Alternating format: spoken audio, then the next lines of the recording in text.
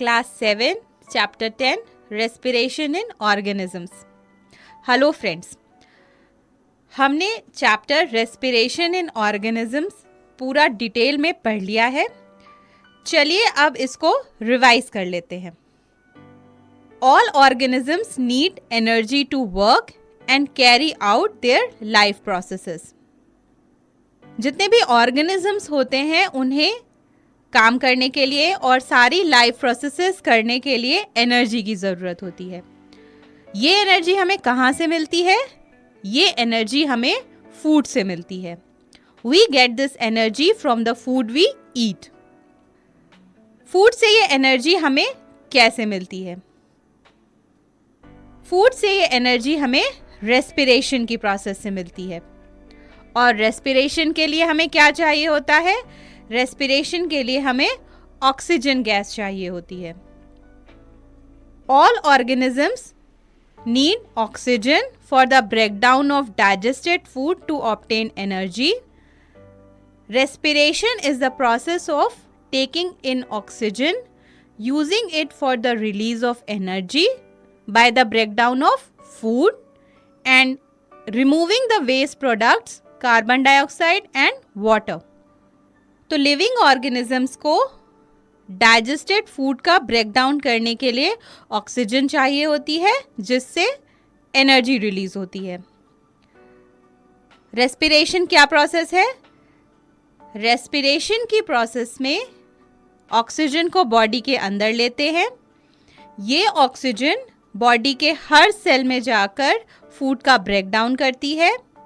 इस प्रोसेस में energy release होती है और एनर्जी के साथ में इस प्रोसेस में कार्बन डाइऑक्साइड और वाटर भी प्रोड्यूस होता है. The process of respiration involves 2 steps: external respiration और ब्रीदिंग, इंटरनल रेस्पिरेशन और सेलुलर रेस्पिरेशन. रेस्पिरेशन में कितने स्टेप्स होते हैं? रेस्पिरेशन की प्रोसेस में 2 स्टेप्स होते हैं. एक्सटर्नल रेस्पिरेशन जिसे हम ब्रीदिंग भी कहते हैं और इंटरनल रेस्पिरेशन जिसे हम सेलुलर रेस्पिरेशन भी कहते हैं. एक्सटर्नल रेस्पिरेशन या ब्रीदिंग क्या होती है? ऑक्सीजन रिच एयर को बॉडी के अंदर लेने और कार्बन डाइऑक्साइड रिच एयर को बॉडी के बाहर निकालने की प्रोसेस को एक्सटर्नल रेस्पिरेशन या ब्रीदिंग कहते हैं. The process of taking in air rich in oxygen and giving out of air rich in carbon dioxide by the living organisms with the help of their respiratory organs is known as external respiration or breathing. The process of breakdown of food, glucose in the cells with the release of energy is called internal respiration or cellular respiration. Cell के अंदर food के breakdown की process को जिसमें energy release होती है उसे internal respiration या सेलुलर रेस्पिरेशन कहते हैं.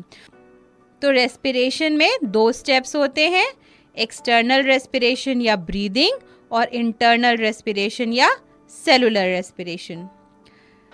Cellular respiration is of 2 types: aerobic respiration and anaerobic respiration. Cellular respiration 2 तरह का होता है: एरोबिक रेस्पिरेशन और एनएरोबिक रेस्पिरेशन. एरोबिक रेस्पिरेशन में ऑक्सीजन की प्रेजेंस में फूड का ब्रेकडाउन होता है और एनर्जी रिलीज होती है. और एनएरोबिक रेस्पिरेशन में ऑक्सीजन की एब्सेंस में फूड का ब्रेकडाउन होता है और एनर्जी रिलीज होती है. एरोबिक रेस्पिरेशन में बहुत ज़्यादा अमाउंट में एनर्जी रिलीज होती है. एनएरोबिक रेस्पिरेशन में एरोबिक रेस्पिरेशन के कंपैरिजन में कम एनर्जी रिलीज होती है. एरोबिक रेस्पिरेशन में फूड के ब्रेकडाउन से कार्बन डाइऑक्साइड और वाटर प्रोड्यूस होते हैं एनर्जी के साथ साथ. और एनएरोबिक रेस्पिरेशन में एनर्जी के साथ फूड के ब्रेकडाउन से अल्कोहल और कार्बन डाइऑक्साइड प्रोड्यूस होती है. The breakdown of food into carbon dioxide and water to release energy using oxygen is called aerobic respiration. A large amount of energy is released during the process of aerobic respiration. The equation for aerobic respiration is C6H12O6, that is glucose, plus 6O2, that is oxygen, forms 6CO2, that is carbon dioxide, and 6H2O, water, plus a huge amount of energy is released. The living organisms that carry out aerobic respiration are called aerobes. The breakdown of food, glucose, into alcohol and carbon dioxide with the release of energy without the use of oxygen is called anaerobic respiration. The equation for anaerobic respiration is C6H12O6, that is glucose, in the absence of oxygen forms 2C2H5OH, that is alcohol, plus 2CO2, that is carbon dioxide, and a very little amount of energy like is released. Yeast and some bacteria carry out anaerobic respiration, and such organisms are called anaerobes. Jin organisms में aerobic respiration होता है उन्हें aerobes कहते हैं, और जिन organisms में जैसे कि yeast और bacteria anaerobic respiration होता है उन्हें anaerobes कहते हैं. Humans में generally aerobic respiration होता है, but humans में anaerobic respiration भी होता है. कहाँ होता है? Muscles में. In humans, anaerobic respiration takes place in muscles. During a heavy exercise, fast running, cycling, walking for many hours, the demand of energy is more, but the supply of energy is less. To fulfill the demand of extra energy, anaerobic respiration takes place in our muscle cells in the absence of oxygen. The food breaks down into lactic acid and releases some energy. जब हम कोई heavy exercise करते हैं, run करते हैं, कोई heavy सामान उठाते हैं, तो बॉडी में एनर्जी की डिमांड बढ़ जाती है, पर एनर्जी तो लिमिटेड अमाउंट में होती है. तो इस एक्स्ट्रा एनर्जी की डिमांड को फुलफिल करने के लिए मसल सेल्स में एनाएरोबिक रेस्पिरेशन होता है. मसल सेल्स में एनाएरोबिक रेस्पिरेशन जब होता है तो फूड यानी ग्लूकोज लैक्टिक एसिड में ब्रेक होता है और कुछ एनर्जी रिलीज होती है. ये जो लैक्टिक एसिड होता है ये मसल्स में अक्यूमुलेट हो जाता है कभी कभी, और लैक्टिक एसिड के अक्यूमुलेशन की वजह से मसल क्रैम्प्स होते हैं. और इन मसल क्रैम्प से हमें रिलीफ कैसे मिलता है? इन मसल क्रैम्प से रिलीफ मिलता है हॉट वाटर बाथ या मसाज से. We get relief from muscle cramps after a hot water bath और अ मसाज. ये कैसे होता है? जब हम हॉट वाटर बाथ लेते हैं या मसाज करते हैं तो मसल्स में ब्लड का सर्कुलेशन बढ़ जाता है. इससे क्या होता है? हमें पता है कि ब्लड ऑक्सीजन ट्रांसपोर्ट करता है, तो जब ब्लड का सर्कुलेशन बढ़ जाता है तो मसल सेल्स में ऑक्सीजन की सप्लाई बढ़ जाती है. इससे lactic acid completely break down हो जाता है कार्बन डाइऑक्साइड और वाटर में, और हमें क्रैम्प से रिलीफ मिल जाता है. The taking in of air rich in oxygen into the body is called inhalation. The giving out of air rich in carbon dioxide outside the body is called exhalation.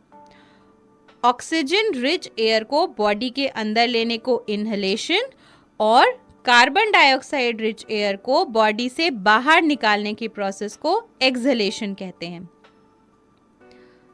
The number of times a person breathes in a minute is called the breathing rate. The breathing rate increases when we do heavy exercise. कोई भी person एक minute में जितनी बार breathe करता है, जितनी बार सांस लेता है, उसे ब्रीदिंग रेट कहते हैं। ब्रीदिंग रेट बढ़ जाती है जब भी हम कोई हैवी एक्सरसाइज करते हैं, साइकिलिंग करते हैं या रनिंग करते हैं। अब बात करते हैं ह्यूमन रेस्पिरेटरी सिस्टम की। Human respiratory system consist of nose, nostrils, nasal cavity, trachea और windpipe, lungs, bronchi, bronchioles and alveoli.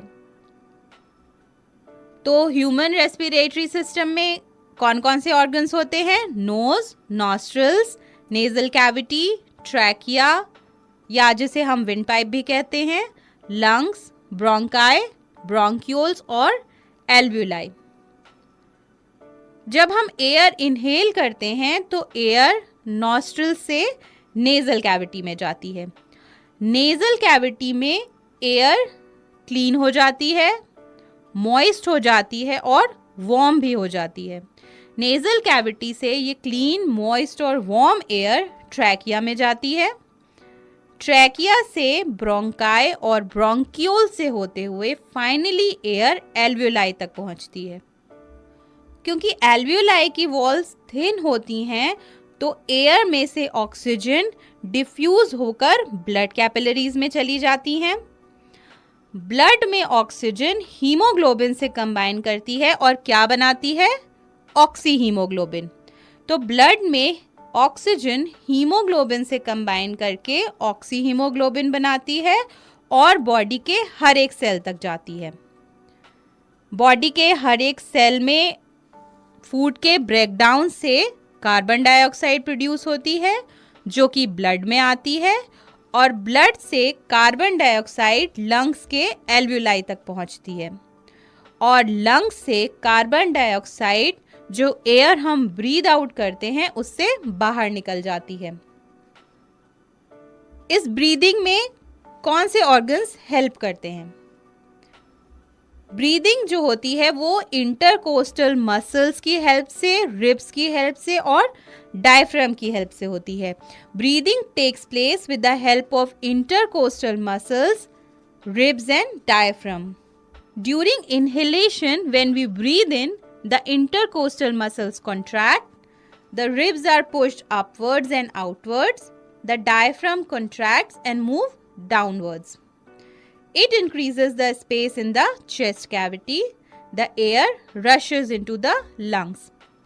Inhalation में क्या होता है? Inhalation में हम air breathe in करते हैं, बॉडी के अंदर लेते हैं। इस समय पर intercostal muscles contract करती हैं। जब इंटरकोस्टल मसल्स कॉन्ट्रैक्ट करती हैं तो रिब्स ऊपर की तरफ और बाहर की तरफ मूव करती हैं और डायफ्राम कंट्रैक्ट करके नीचे की तरफ मूव करता है। रिब्स और डायफ्राम के इस मूवमेंट से चेस्ट कैविटी का स्पेस बढ़ जाता है और एयर लंग्स में भर जाती है। इस तरह से हम एयर को बॉडी के अंदर लेते हैं। एक्सहेलेशन में क्या होता है? During exhalation, when we breathe out, the intercostal muscles relax. The ribs move downwards and inwards. The diaphragm relaxes and moves upwards to its original position. It decreases the space in the chest cavity. The chest cavity becomes smaller and the air rushes out of the lungs. Exhalation में क्या हुआ? जब हमने breathe out किया, air को body से बाहर निकाला, इंटरकोस्टल मसल्स रिलैक्स करती हैं, रिब्स नीचे की तरफ और अंदर की तरफ मूव करती हैं, डायफ्राम रिलैक्स करके ऊपर की तरफ अपनी ओरिजिनल पोजीशन पर आ जाते हैं। इससे चेस्ट कैविटी की स्पेस डिक्रीज हो जाती है, कम हो जाती है, चेस्ट कैविटी स्मॉलर हो जाती है और एयर लंग से बाहर निकल जाती है। इस तरह से हम इनहेल और एक्सहेल करते हैं। We breathe out carbon dioxide and water vapour. Sneezing occurs when the unwanted particles present in air cause irritation in the lining of the nasal cavity. By sneezing, we expel these unwanted particles from the inhaled air. जब हम air को nostril से अंदर लेते हैं तो air के साथ साथ कुछ अनवांटेड पार्टिकल्स भी हमारी नेजल कैविटी में एंटर हो जाते हैं। ये अनवांटेड पार्टिकल्स नेजल कैविटी की जो लाइनिंग होती है उसमें इरिटेशन कॉज करते हैं। इसकी वजह से हम स्नीज करते हैं और जब हम स्नीज करते हैं तो ये अनवांटेड पार्टिकल्स हमारी नोज से बाहर चले जाते हैं। सारे एनिमल्स जो होते हैं वो लंग से ही ब्रीथ नहीं करते हैं। Different animals breathe through different parts of their body.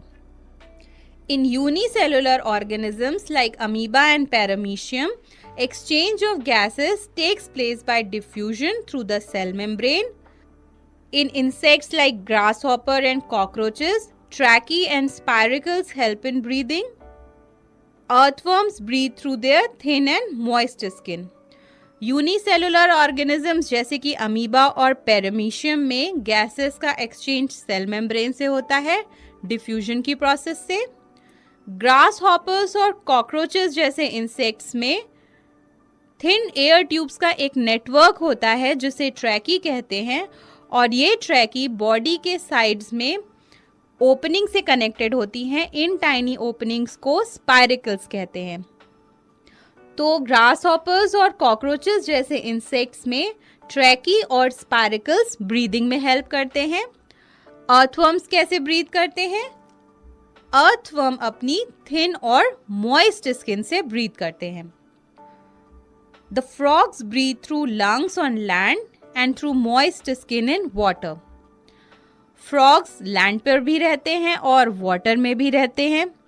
जब फ्रॉग्स लैंड पर रहते हैं तो वो लंग्स के थ्रू ब्रीथ करते हैं और जब वो वाटर में होते हैं तो वो अपनी मॉइस्ट स्किन के थ्रू ब्रीथ करते हैं। फिशेस अपनी गिल्स के थ्रू ब्रीथ करती हैं। Fishes breathe through their gills. Plants also respire for their survival. Plants take in oxygen from air and give out carbon dioxide during respiration. Plants भी अपने survival के लिए रेस्पायर करते हैं।